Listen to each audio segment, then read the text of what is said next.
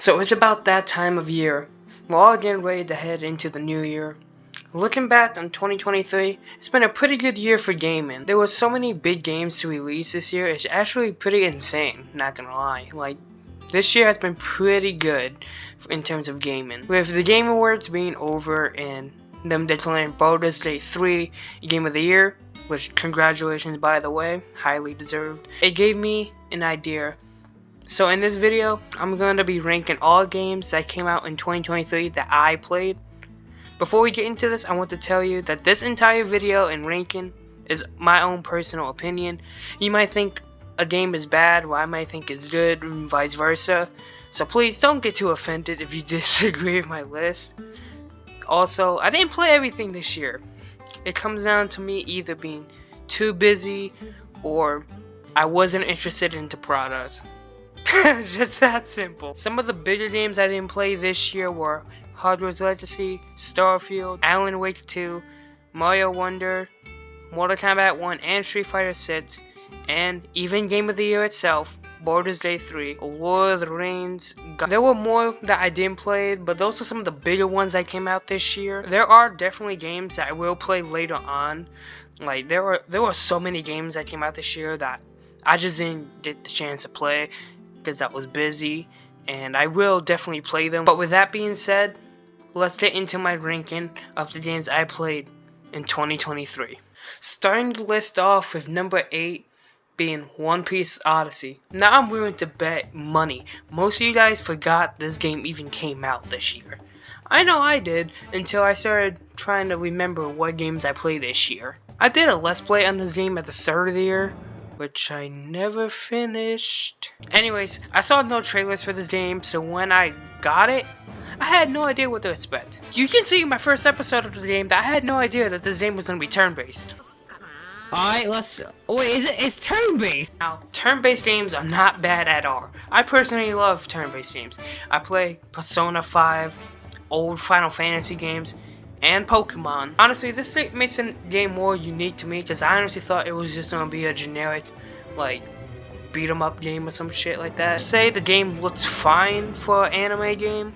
Well, I've seen some really bad anime games in the past. There are points where the characters look derpy. I will say the game has a pretty bad pace, I'm not gonna lie.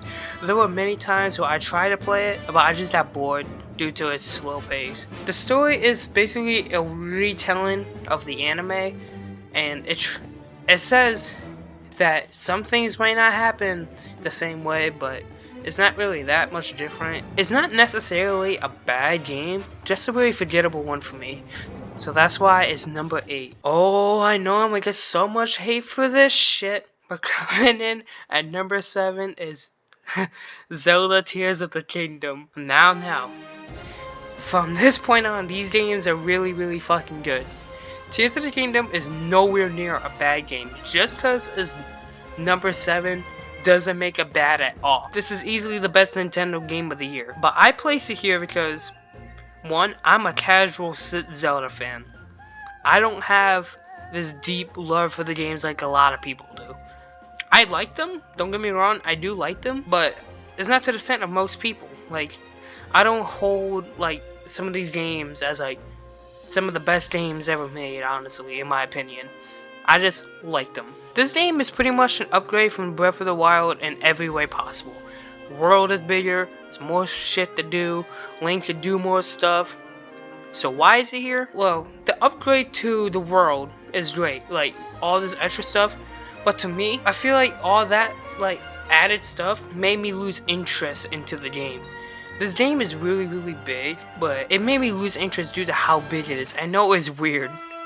I mean, I couldn't say it reaches the level of being too much like Red Dead Redemption 2 does, because that game is fucking impossible to 100%. But I couldn't stay interested in long sessions like I could with Breath of the Wild.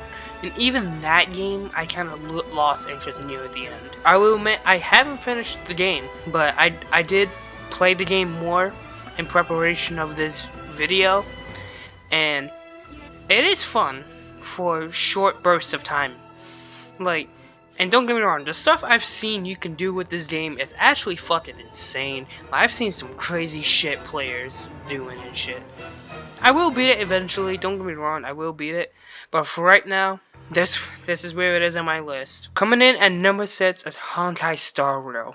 Oh boy, I'm gonna get so much shit for this. I fucking love JRPGs. So when I found out this was the thing, of course I was gonna fucking play it. And since it won Best Mobile Game of the Year, it should be pretty fun. Now, when this came out, honestly, I had no idea it existed. I saw no trailers for the game, and I literally saw nothing. I didn't even know this game existed. So it literally flew over my head. But then I started hearing things about the game, and the praise it was getting. Then I found out it was made by the same people who made Genshin Impact. I can say I do enjoy Genshin. I'm not addicted to the game like some people are, but I do enjoy playing it every now and then. So I was also not expecting Honkai to be turn-based. Once again, I like turn-based games, so this was cool. I love the fucking style of this game, like the character designs, the world, the maps, everything when it comes to art and the way this game looks, I love. Like, I'm a sucker for these anime style games like Genshin. I don't know, just the way to get me invested into a game is just have a good art style, honestly. Each character in this game feels cool and unique to play as in a party. Like, whenever I got a new character, I always liked using them to see what they do. And there was like this simulator thing in the game. I forgot what it was called, but it kind of reminds me of Vermintide 2 with the Chaos Race, where you kind of just go in there and shit's kind of like random, where you have to beat enemies, and each time you beat like a wave, you get like perks.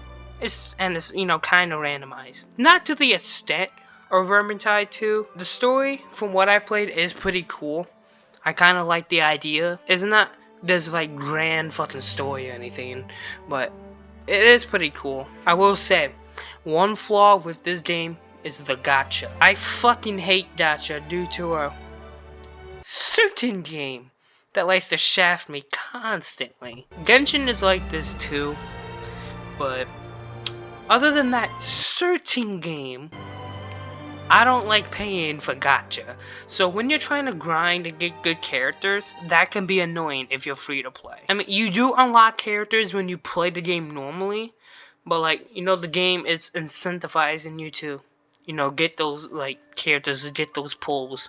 But if you're free to play, that's obviously like gonna be harder because you're not gonna drop money for this.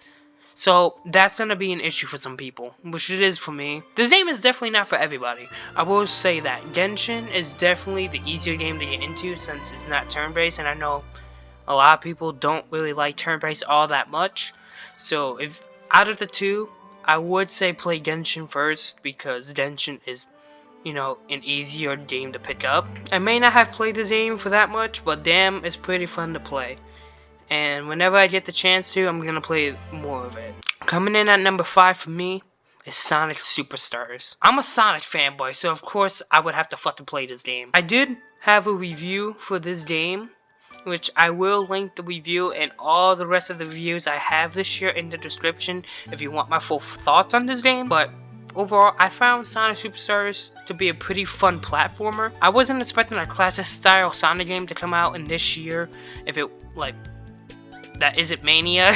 The characters are all fun to play and unique from each other. Like, I went in this in my review, all characters feel unique, like they don't all play the same, which I do love about that. The art style I really do like. I know some people don't like it, but I think it does look really good for the most part. The levels are cool to go through, but I don't know if I mentioned this in my review, but some of the level themes are kind of recycled, so it isn't as interesting as it could have been, because they do recycle a couple, but I still do like the levels for the most part. The power system is a cool concept, but I feel like it could have been done way better, like I said in my review. This game is one of the only games that truly did piss me the fuck off this year. Some of the bosses are cool, but goddamn, some of these are fucking dreadful to fight. And some of the gimmicks in each act are fucking annoying. And yeah, this classic Sonic game is fun to play, but there are definitely better classic Sonic games to play, like Sonic Mania, Sonic 2, Sonic 3. You get the idea. But it's not bad. It's a pretty fun platformer for the year. Coming in at number 4 is Dead Space Remake. Another Let's Play I never finished. God damn it, I need to stop doing that. I was so hyped that this was getting a remake. The OG Dead Space is one of my favorite horror games of all time. I remember being terrified of it when this game came out. Like, I honestly thought when this came out, it was amazing. But there are definitely things that needed to be upgraded. And somehow, they made this game even better than the original. One thing I do love is that they made Isaac actually a character and actually make him talk. In the original, he never talked like that, and I know some people prefer it that way because you can kind of put yourself in that character, which I get that, but I think making him a character is better because you invest in the story more and invest in his character more. But that's my own personal opinion. The fucking necromorphs are even more horrifying in this. Like, every time like I was surrounded by them, I was generally tensed up sometimes. I'm like, holy shit, I'm probably gonna fucking die. The fucking graphics, oh my god, this game looks good. And I'm not even saying that the original game looks bad, but like, it looks good today. It still looks pretty good. But holy shit, this game is amazingly good. All the guns are feeling fantastic in this game. Like, in the original, there were some guns that were kind of ass. Now, they all feel good to use, and you can pretty much upgrade them, like, all of them, and make more use out of them. Like, this game is still fucking terrifying. You are constantly on edge and paranoid about if you're gonna run out of ammo, or you're gonna die from a necromorph, and all this other shit. Like, it gets you on edge, and whenever you hit a shop, it feels like a great relief. But it stresses you out in a good way, you know? Like, you get terrified, then when you find that safe area, you feel relieved. But even then, in those safe areas, you aren't 100% safe, because there are times where they like to spawn an enemy in there just to fuck with you, and it's actually kind of insane. I will say the bosses, they improved on some of the ones from the original, but I will say the final boss still fucking sucks, in my opinion. Overall, a very, very good remake, and I can't wait to see more from Dead Space. If we get more, and I hope to God we do. Now, these top 3 were extremely hard to decide, because I love them all in different ways. All 3 of these games are completely different from each other, so I constantly change my mind on trying to decide which one was better. But coming in at number 3 for me, it's Final Fantasy 16. Easily the best JRPG of the year. You guys know I'm a Kingdom Hearts fanboy, but I fucking love Final Fantasy too. So I was super hyped to play this. I didn't even watch that many trailers. I only watched like the announcement trailer, and that was it for me. The gameplay is really fun. It kind of plays differently from other Final Fantasies. You can get extremely creative how you want to build Clive, because in the story you constantly get like new like power. I wouldn't say power-ups, but you get new powers, and like you can constantly like change up how you want to play, you know. And like each like well, icon they're called, they all feel unique from each other. They all have unique movesets, you know, and it's all really cool. The story in this game is by far the best of this year, in my opinion. It's a really engaging story, and can get pretty fucked up at times. The characters are all really, really good. The bonds they have with each other is amazing. And once shit starts to like get serious, you actually start caring for these characters. Like, they actually made characters that I thought would be mid and just extras actually good, and actually make them care for them, you know? And that's actually insane. The game easily has the best soundtrack of the year, and I'm glad it fucking won. Because if they didn't, I swear to God, I would have been pissed if it didn't win best soundtrack of the year. Like, listen to some of this music.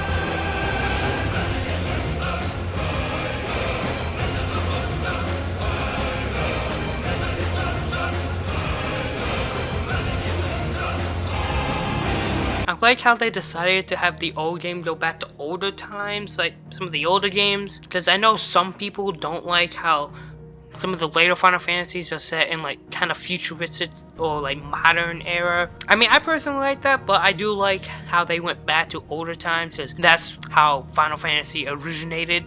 I will say though, the reason this game is in third place is that this game's pacing is kind of messy. Sometimes I feel like the game is doing a little too fucking slow at points, and it did take me a bit to fully be engaged into Clive's character. I know in the story he goes through some fucked up shit, and like he's meant to be like kind of dead inside, but his personality wasn't really doing it for me at first. I found him to be kind of boring at first, but I did grow to like him as the game went on, and actually like caring for him by the end of the game. The main villain is definitely interesting. At first I wasn't fully interested in him as a villain, but the more I played and the more I thought about him and his motives, the more I appreciated him more. He's definitely the more like thought-provoking villain of the game. Every other villain is pretty cool, but like I feel like the main villain is like definitely the one you think about more. It's kind of weird, but like near the end of the game, the kind of tone kind of switches a bit, and it's kind of jarring. Like the game from the beginning and the game what it's trying to do at the end is very fucking different, which might be an issue for some people. Because I know when I was playing the game, I was like, huh, this is interesting. But overall, this is an amazing game to play. I can't wait to play the new DLC that was announced. I haven't played it yet, and definitely Final Fantasy VII Rebirth next year, my most anticipated game of next year. I'm so hyped for that game. Now, coming in at number 2 is Spider-Man 2. Now, this was my most anticipated game of 2023. And boy did it live up to expectations. The world in this game is much bigger than in the previous, and they made web slinging so much better in this game. I don't know how. Like, it's like 2018, like that was like best web slinging in any Spider-Man game, and we thought it couldn't get any better, but it fucking did. Like, they introduced the web wings, which already makes the fucking web slinging better and faster. The combat is actually fucking amazing. It plays very similarly to Miles Morales and 2018. There are updates, because like playing as both Spider-Man is very fun. They play very differently from each other, and it's awesome. Like, you get Miles and his, Venom power, and you obviously get Peter with the symbiote. They play really good from each other. I really like the way they played. The characters are all really, really good. I was interested in all their arcs, and new characters like Harry, I really, really cared about. Kraven and Venom are amazing villains. Like, they are fucking menaces. I wish we did get a little bit more Venom in this game, but what we did get is fucking amazing. The story in this game is really, really good. What holds it back for me is, again, the pacing is kind of a problem. With Final Fantasy 16, with it being, kind of slow at points, this game likes to fucking act like it's fucking Sonic and just speed through some of the story sections. Like, it's trying to get from one story beat to the next, and it's not really trying to flesh it out. And after thinking about it, there are story beats that are an issue. Just thinking about it, like after like the game came out and the hype kind of dies down a little bit, there are some story beats that could have been fleshed out a little bit better. And this game came out way too much with bugs. Like, this game has so much fucking bugs. The game is in patches, but the game should not have been in the state that it was in. Like, the amount of bugs that I saw and I encountered is actually fucking insane. But Insomniac really made a really good sequel with this, and in my opinion, it surpasses the original. And if they do make a Spider-Man 3, which they do hint at, I'm really fucking excited. But coming in at number 1, the best game of 2023 is Skull Island Rise of Khan. Oh yeah! This is easily best game of the year. Like, look at this shit. Like, this is no competition. Easily the best. Alright, I'll stop fucking around with you. Real number 1 is Resident Evil 4 Remake. This is probably very fucking obvious to you guys, but this game I had the most fun playing this year. It somehow made a remake of my favorite horror game of all time, and like, in some ways it surpasses the original. The gameplay is super fucking satisfying and fun to play. Leon is fucking John Wick in this game. Like, the simple mechanic of fucking parrying, the most satisfying thing to do in this year. I swear to God. When a Ganado is throwing shit at you and you just fucking deflect it, most satisfying thing you can do this year. I swear to God. All the guns are so fucking good. Like, you feel the power of each fucking gun, and it's amazing. Even guns in the original that I wasn't a big fan of, like the mine thrower, it just replaced with like a fucking explosive, like bow type thing. And it's fucking broken. I love it. Ashley as a character is so much better and improved. They actually give her somewhat character development. And when you're watching over her in the game, you don't want to kill yourself. Most of the time. And like every other character is pretty good in this game. The game is faithful to the original game while being its own thing. Yes, they did cut things out and change things, but like at the same time, it benefits that in some way, you know? And this is a more serious version of the original game, but it still kind of has the same charm as the original game. Like the original game is fucking cheesy as all fuck. Like it's extremely cheesy. But with this game being like more serious, it's not afraid to get fucking cheesy. Like fucking Leon is still spitting out one-liners like crazy, and he's still funny. Some of the story beats are better in this remake, and plus the Separate Ways DLC is super fucking fun, and it improved Ada as it because in the remake when it came out, a lot of people didn't like her. I've grown to accept her and like accept this version of the character. And fucking Mercenaries is so much fun to play too. And like getting those high scores, you know. And like, oh my god, this game, it's just so fucking good. I barely have any negatives with this game. I fucking love this game. That's why it's my game of the year personally. So that is my ranking of the games I played in 2023. I hope you guys enjoyed and didn't get too pissed off at my ranking. I hope you guys have good holidays and a great New Year's. Once I come back, I'm gonna get back into Kingdom Hearts 2 Level 1 Critical Mode because I fucking hate myself. So if you're interested in that, please subscribe because you're gonna want to see that. It's kind of funny seeing me lose brain cells over a fucking video game. Leave a like if you enjoyed and subscribe if you guys want more content like this. And I'll see you guys in the next video. Take care.